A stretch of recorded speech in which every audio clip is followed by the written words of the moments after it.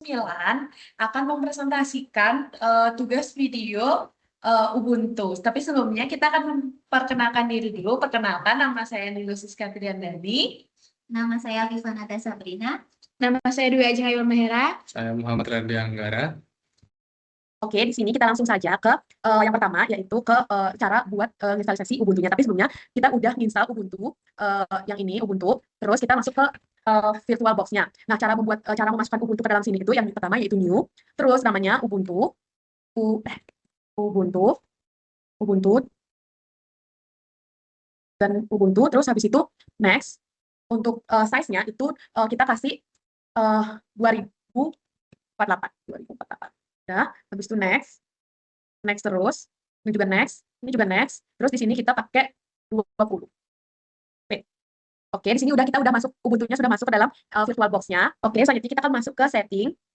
Nah, dalam settingnya ini kita masuk ke sistem. Nah, di prosesor kita isinya 2, udah. Kita tadi settingnya 2, terus habis itu kita ke display. Nah, di sini itu di maksimumin di 128. Selanjutnya kita masuk ke storage. Nah, di storage ini kita masukkan nama file, tadi yang sudah kita create, yang sudah kita download. Sebentar, kita masukkan untuk open, terus choose, oke. Terus, oke, ini Ubuntu-nya sudah bisa kita start. Coba start Ubuntu. Mungkin tunggu sebentar. Oke, sudah terlihat Ubuntu-nya.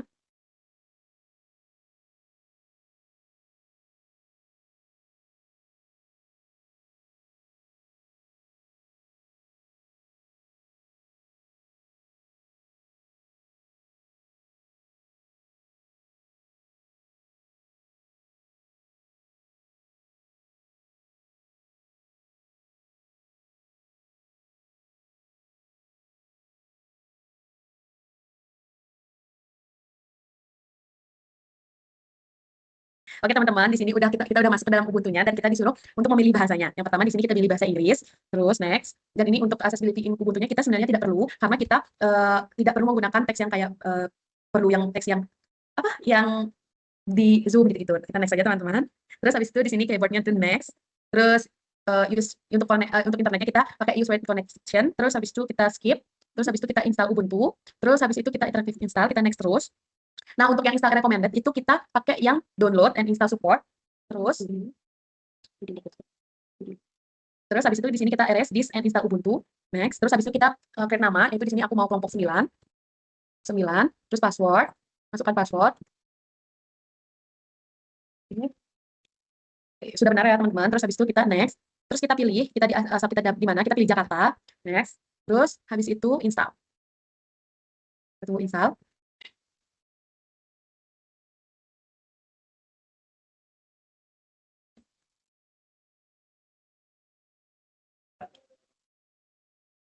Teman-teman di sini udah jalan buat installernya udah selesai. Kita coba restart.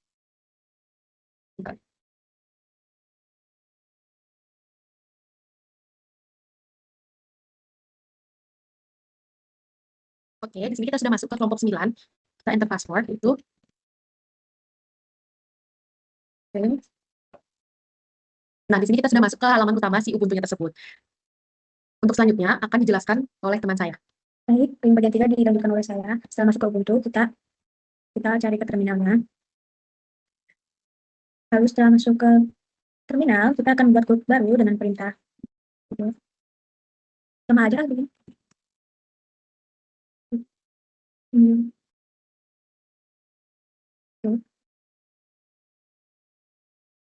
Ini kita sudah ada, lalu kita masukkan passwordnya. Setelah membuat kelompok, kita akan membuat dua user baru dengan perintah sudo cari dua user. Kita buat dengan nama teman saya, yaitu Siska. Kita buat passwordnya. Ini kita skip aja. Skip. Yeah. Dan setelah itu kita membuat user baru lagi, satu lagi, simple. User. Ada nama teman saya juga. Ini passwordnya. Jadi kita skip lagi. Yeah. Baik, setelah kita membuat dua user, lalu kita akan memasukkan kedua user tersebut ke dalam grup yang sudah tadi kita buat dengan perintah sudo user. Ibu, Siska. Kita buat satu lagi. Nah, sudah. Selanjutnya, untuk aspek-aspek keamanan, kita akan membatasi agar directory home-nya Siska tidak bisa dilihat oleh user lain. Dengan perintah sudo jamak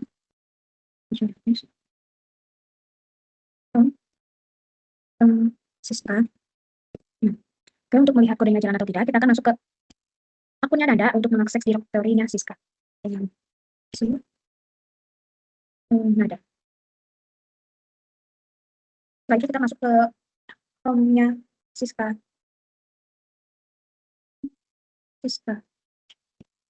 Bisa dilihat di layar terdapat pesan permission denied yang berarti pengetahuan akses kita telah berhasil. Selanjutnya dilanjutkan oleh teman saya. Oke, berikutnya di sini saya akan menjelaskan untuk poin nomor 4 yaitu penggunaan snapshot dan restore. Nah, pertama kita balik dulu ke sini. Jadi di sini tampilan di depan, nah ini kita bisa pilih ini, lalu pilih yang snapshot. Nah di sini kita bisa pilih take dan kita di sini mau ubah nama apa ya? Misal kita ubah status aman. Langsung saja oke. Ini boleh ditunggu. Ini bisa langsung kita ke terminal. Nah di sini bisa ketik. Nah di sini kita akan mencoba untuk melakukan kerusakan. Jadi touch rusak. Bisa kita membuat dari 1 sampai 30. Text. Enter. Nah setelah itu bisa kita lihat. Nah di sini filenya itu sudah jadi filenya itu sudah terbuat sebanyak yang diminta. Jadi ini kita bisa langsung tutup aja untuk Ubuntu-nya. Nah kita itu ingin melihat apakah itu keamanannya itu berjalan atau tidak. Jadi sini kita bisa langsung tutup. Nah setelah itu bisa kita restore. Nah di sini jangan lupa untuk dimatikan dari restore. Nah setelah itu kita bisa lihat saat Ubuntu itu ingin dijalankan kembali. Jadi apa-apa yang tadi itu akan dihapus.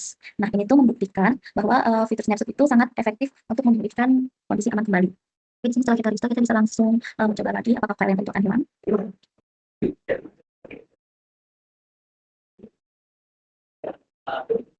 Nah bisa kita lihat di file. Nah, jadi file yang tadi itu kan sudah hilang hapus. Nah, ini tuh membuktikan bahwa fitur snapshot itu sangat efektif untuk memulihkan kondisi itu aman kembali. Jadi berikutnya kita akan membahas poin 5 yaitu konfigurasi jaringan mesin virtual. Nah, jadi di bagian Ubuntu itu kita bisa pilih setting, lalu ke bagian network. Nah, di sini attach to kan antara NAT atau bridge adapter. Nah, di sini kita pilih yang NAT.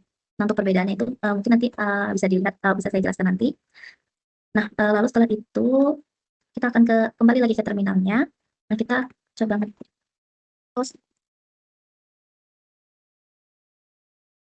hostname. Nah, ini setelah kita memasukkan hostname, jadi ini bisa dilihat kalau VM itu berhasil mendapatkan alamat IP-nya sendiri. Nah, kalau misal tadi kita pilih networknya itu yang bridge adapter, nanti itu alamat IP-nya itu di sini tuh bisa ratusan. Nah, kalau ini kan kayak cuma 2 angka, 1 angka. Nah, kalau kita memilih yang bridge adapter itu nanti dia alamat IP itu bisa ratusan. Nah, kalau karena alamat IP-nya itu nggak sesuai sama yang di Windows.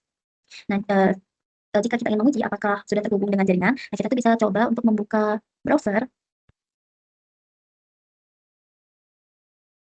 Nah ini kan berarti jika berhasil terhubung dengan browser, artinya itu terbukti kalau virtual memory itu sudah terhubung dengan jaringan internet. Nah di sini kita akan buka browser dan mengunjungi salah satu website. Nah misal kita ingin membuka YouTube. Nah di sini kita bisa search mungkin.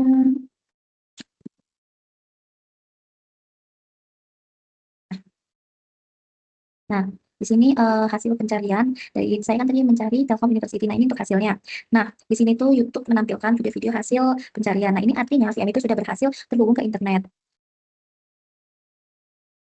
Nah, di sini karena kita menggunakan network NAT, maka VM itu memperoleh alamat IP-nya sendiri. Dan itu makanya dia dapat terhubung ke internet melalui koneksi yang dimiliki oleh host.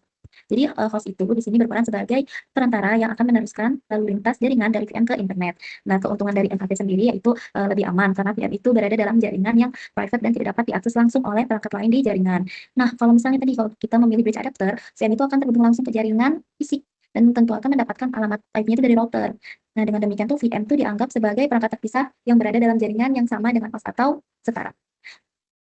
Oke, sekian untuk penjelasan poin 5. Untuk berikutnya akan dijelaskan oleh teman saya.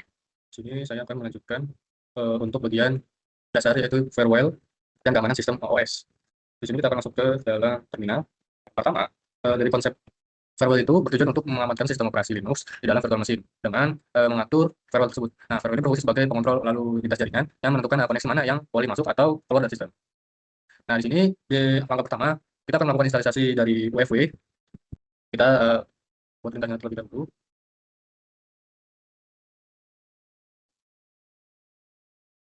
Oke, di sini kita melihat pertama itu melakukan yang namanya sudo apt update. Nah, di sini fungsinya itu mengambil daftar paket terbaru dari server Ubuntu tersebut. Nah, memastikan di sini softwarenya itu yang akan install adalah versi terbaru. Bisa lihat di sini udah terbaca ya down semua. Oke, kita lanjut aja ke penginstalan dari UEFI tersebut.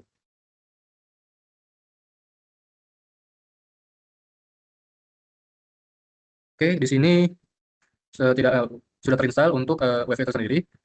Nah, di sini kita pengen mengecek nih untuk status dari firewall tersebut. Kita menggunakan perintah itu fw status. Nah, di sini bisa dilihat status dari firewall tersebut atau UEFI tersebut itu masih inaktif atau tidak menyala. Nah, untuk langkah selanjutnya kita ingin mengaktifkan dari firewall tersebut. Nah, untuk perintahnya UEFI aktif. Maksud saya enable. Enter. Oke, di sini tertulis firewall is active and enable on system startup. Nah, di sini kita udah bisa untuk mengatur di posisi firewall tersebut. Nah, di sini kita ingin uh, di sini kita ingin mengizinkan dari SS port 22 dan memblokir dari HTTP atau port 80. Nah, langkah-langkahnya itu sudah. Nah, untuk langkah-langkahnya kita akan menggunakan perintah yaitu nah, bisa kita lihat di sini kita menambahkan peraturan atau aturan untuk mengizinkan untuk mengakses SSH atau port 22. Dan untuk selanjutnya itu kita akan blokir dari port 80 itu atau HTTP. Nah, caranya itu seperti ini. Kalau sebelum itu kita pengen ngecek dulu statusnya. Status dari port 22 ini apakah udah masuk atau belum. Kita buka status. Nah, bisa dilihat di sini keterangannya tuh di action ini sudah allow atau bisa diakses. Nah, untuk selanjutnya kita ingin di port 80-nya itu FW ini deny 80. Enter. Oke, aturan sudah ditambahkan. Kita bisa lihat lagi ke sudo untuk FW status. Nah, bisa dilihat di sini terdapat dua port yaitu 22 dan 80 yang dimana untuk port 22 sendiri itu bisa diakses atau low dan untuk 80 ini deny. Nah, di sini kita akan melakukan sebuah pengujian untuk aturan yang sudah kita buat yaitu menggunakan perintah. Nah, di sini bisa dilihat untuk SSH-nya sendiri sudah berjalan.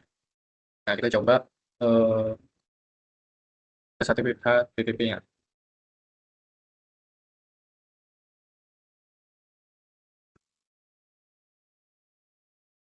Nah, bisa lihat di sini. Sudah.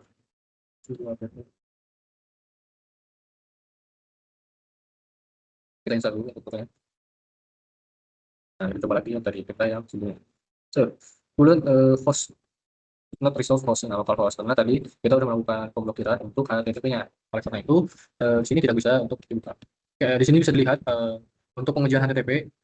Nah, di sini bisa dilihat dibaca failed to connect to local port 80 after ini kemudian connect to server karena kita sudah melakukan pemblokiran untuk port 80.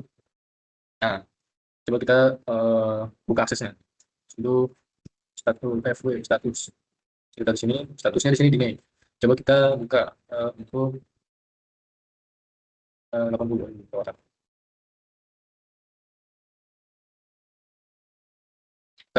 Nah, kita update untuk fullnya di sini.